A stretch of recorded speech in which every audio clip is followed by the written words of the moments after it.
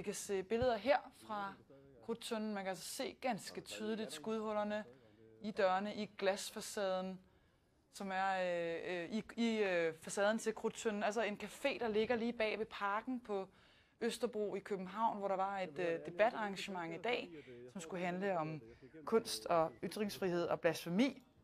Vi ved, der var indtil flere kunstnere til stede. Det var arrangeret af Lars Vilks-komiteen, og den franske ambassadør i Danmark var blandt andet til stede. Alle kunstnerne skulle som sagt være udskatte og være sluppet derfra igen.